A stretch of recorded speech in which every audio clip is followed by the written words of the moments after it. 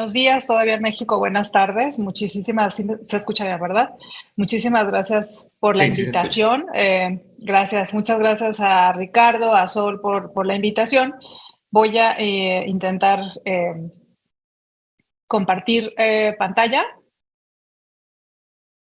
y ya ustedes me dicen si se ve bien. Se ve. Listo.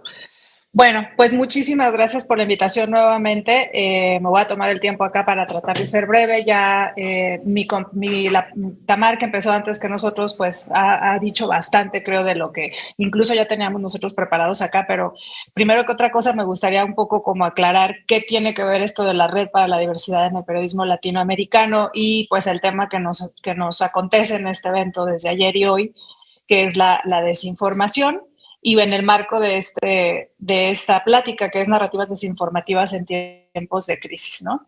Esta red para la diversidad en el periodismo latinoamericano, yo estoy basada en Ciudad de México, pero en realidad es una red que integra a periodistas y comunicadores de toda Latinoamérica. Es una red que se creó hace 10 meses y nosotros tenemos básicamente esta misión, que es impulsar un enfoque de diversidad, de equidad e inclusión basado en los derechos humanos.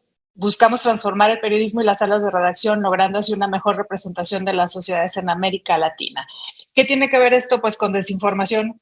Pues mucho, porque justamente uno de los principales retos que hemos tenido como red desde nuestra conformación es el impulsar y buscar desmitificar muchas misconcepciones que existen sobre los grupos que que integran, digamos, el espectro de la diversidad, ¿no? Nosotras desde la red entendemos como diversidad el reconocimiento de la singularidad de cada persona desde un enfoque de derechos humanos, y uno de los principales retos que hemos tenido justamente es explicar qué es diversidad y desmitificar el hecho de que diversidad no es solamente diversidad sexual, perspectiva de género o hablar de la población LGBTIQ más, sino que diversidad también incluye el hablar de pueblos indígenas y población afrodescendientes, personas con discapacidad y migración. Ese es uno como de los principales retos que hemos tenido como red. Nosotros como red básicamente pues somos una comunidad que está creciendo y que hemos hecho varios eventos que en un momento más les voy a compartir, porque creo que es importante el día de hoy, después de escuchar a Tamar, pues enfocarnos también en qué se está haciendo y qué podemos hacer para seguir combatiendo la desinformación. Bueno, entonces tomando como referencia esto de que el principal reto que hemos tenido como red es justamente desmitificar esto, pues hemos aprendido también que justamente existen estas narrativas desinformantes en tiempos de crisis, ¿no? ¿En qué se dan estas narrativas desinformantes de estos diferentes áreas que nosotras o que nosotros consideramos dentro de la diversidad? Vemos que existen, digamos, tres temas o tres áreas o grupos específicos donde más narrativas desinformantes hemos observado en tiempos de crisis.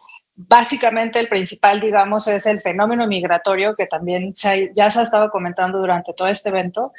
Todo lo que tiene que ver con diversidad sexual y muy concretamente con población LGBTIQ+, y obviamente también lo que tiene que ver con perspectiva de género, feminismos, violencias de género, como también ya se ha ido mencionando, ¿no?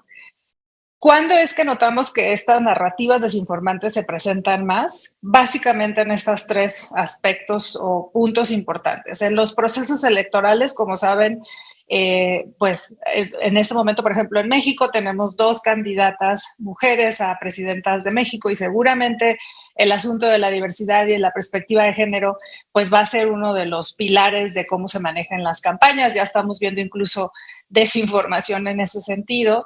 Estas narrativas desinformantes las observamos también cada vez que existen o se proponen cambios de leyes en nuestros diferentes países, y por supuesto en todo lo que tiene que ver con movimientos sociales. ¿Cómo se presenta? Pues se presenta a través de discursos peligrosos, discursos de odio y campañas 100% orquestadas para desinformar a la población.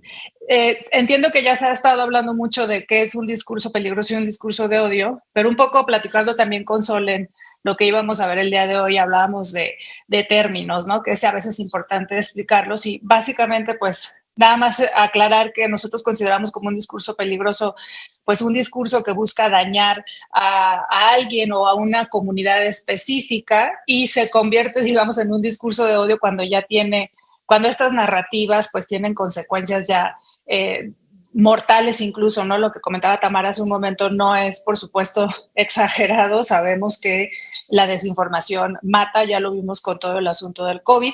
Y desafortunadamente en estos 3 grupos que acabo de mencionar, migración, diversidad sexual y mujeres, pues vemos que el discurso de odio pues es constante, ¿no? No solo en las redes, pero incluso también al momento de no informar de manera adecuada, pues también estamos continuando esa tendencia.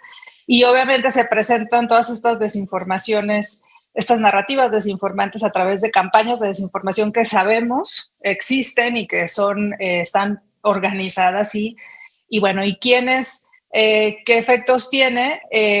Pues lo primero que hemos notado nosotros como red es la estigmatización, la discriminación, la polarización de la población.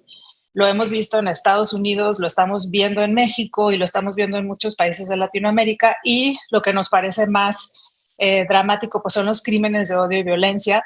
México y Brasil están en los primeros lugares de asesinatos a personas de la comunidad LGBTIQ, de crímenes de odio. Entonces creo que ese es un efecto que es muy, pues que está ahí muy notable y muy palpable y que sí definitivamente se puede medir, ¿no? Lo más preocupante justamente es esto, ¿quiénes la dirigen?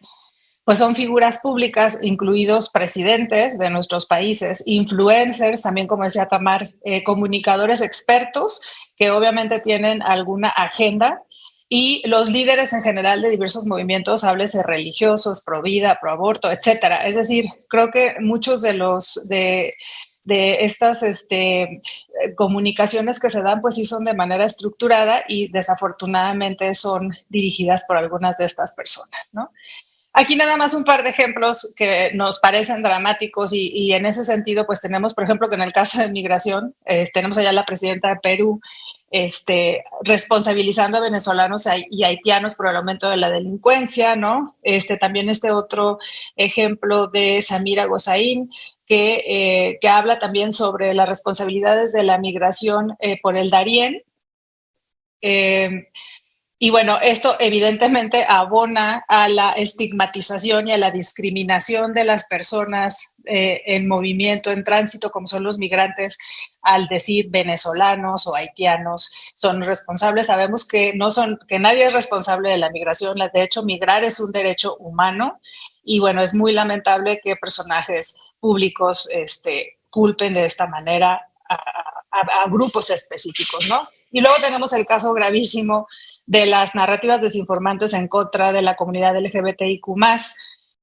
Estos 2 ejemplos de Eduardo Menoni, que es un influencer que lo siguen millones de personas, hablando de esta iniciativa en Perú para eliminar el uso del lenguaje inclusivo y pues las referencias que ha hecho el presidente Trump en Estados Unidos respecto de que los migrantes o los mexicanos somos violadores, criminales, etcétera, y que bueno, como saben también en Estados Unidos la sociedad está sumamente polarizada y pues bueno, hay como toda una tendencia conservadora para ir en contra de grupos como la comunidad LGBTIQ+, los derechos sexuales reproductivos, migrantes, etcétera.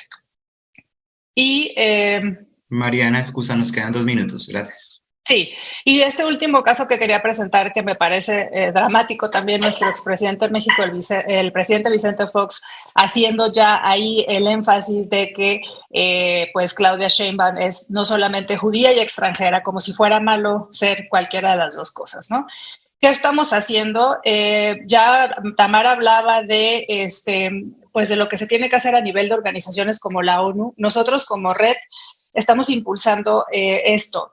Creemos que además de las narrativas desinformantes que ya existen y que ya hemos hablado al respecto, creemos que los medios de comunicación nos falta informar mejor. Es decir, sí, las organizaciones tienen responsabilidad, las plataformas, pero también los medios de comunicación necesitamos aprender a compartir y cubrir estos grupos de una manera más ética, ¿no? Nos falta informar mejor, por ejemplo, sobre personas con discapacidad, hacer coberturas de infancias, pueblos indígenas.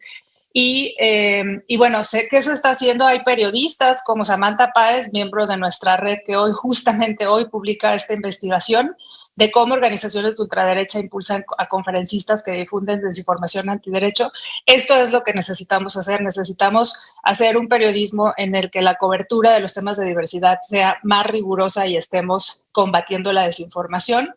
Y por último, para cerrar, pues invitarles a que nos sigan en la red. Nosotros en la red tenemos webinarios donde básicamente lo que hacemos es compartir cómo se pueden hacer coberturas más completas, más rigurosas de temas que tienen que ver con la diversidad. No creo yo que los medios de comunicación no quieran cubrir los temas, sino que nos falta como conocer un poco mejor cómo hacerlo. Definitivamente pensamos como red que eso es algo que nos puede ayudar a combatir la desinformación, concretamente informar mejor. Y justo para el 20 y 21 de octubre vamos a tener nuestra tercera conferencia sobre diversidad en el periodismo, donde vamos a estar hablando de todos estos temas que ya les comenté. Muchas gracias.